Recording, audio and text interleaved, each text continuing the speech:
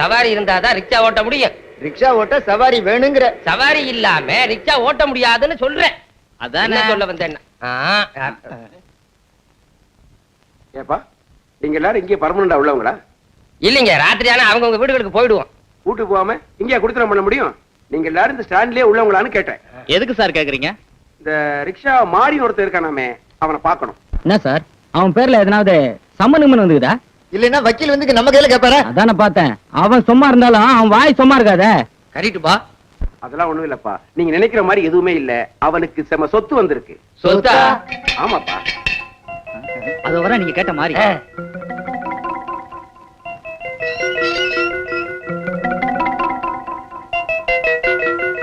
ஏப்பா நீதான் மாறிய? ஆமா. ஏன் சார்? கொஞ்ச நாளைக்கு முன்ன நீங்க ஒரு குழந்தைய கண்டெடுத்தியா? அனாதையா கிடந்தது, நான் எடுத்துட்டு வந்தேன். அந்த குழந்தைக்கு சொந்தம்னு யாராவது வந்தா கூட நான் விசாரிக்காம கொடுக்க மாட்டாங்க. நல்லா விசாரிச்சுக்கோ. ஆனா இப்போ உனக்கு ஒரு அதிர்ஷ்டம் வந்திருக்கு. அதிர்ஷ்டமா? எனக்கா? என்னங்க சொல்றேன். சிங்கப்பூர்ல அந்த குழந்தையோட தாத்தா இருந்தாரு, இப்ப செத்துட்டாரு. ஏகப்பட்ட சொத்து, எல்லாத்துக்கும் அந்த குழந்தை தான் வாரிசு. அது குழந்தையா இருக்கிறபடினால அந்த சொத்து உரிமை கார்டியனுக்கு, அதாவது அதை காப்பாத்துறவனுக்கு. நான் தாங்க காப்பாத்திட்டு இருக்கேன். அப்படியா? அப்ப சொத்து உனக்கு தான் சேரணும். அந்த உயில் என்கிட்ட தான் இருக்கு. அது விஷயமா அவங்க கூட கொஞ்சம் பேசணும். நீ என் வீட்டுக்கு வர்றியா? வர்றேங்க. வா. டேய் பாத்தீங்களா, சிங்கப்பூர் ஏகப்பட்ட சொத்து. மாறி ரிக்ஷா அத விட்டுக்கடா. நான் வச்சுக்கிறேன்னே. ஏறிக்குப்பா.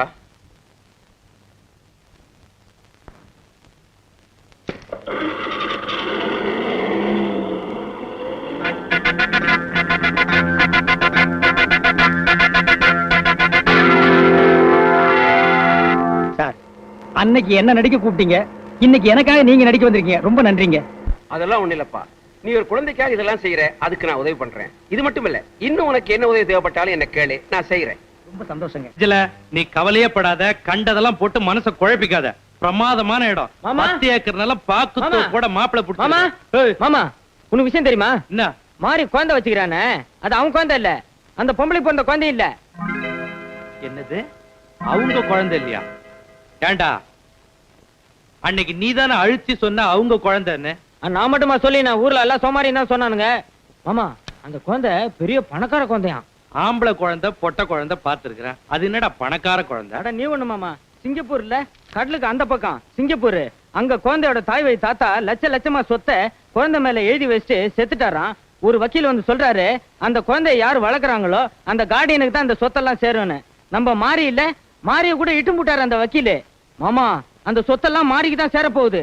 எனக்கு அப்பவே தெரியும்டா, அவனுடைய நல்ல மனசுக்கு எல்லாமே நல்லதாவே நடக்கும்னு. மாமா புரியாம பேசாத.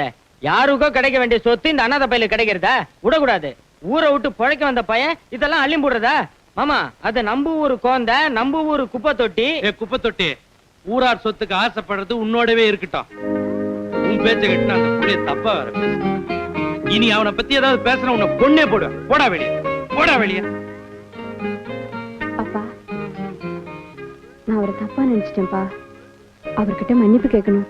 நீ கவலையே படாதம்மா. மாறி என் புள்ள மாறி.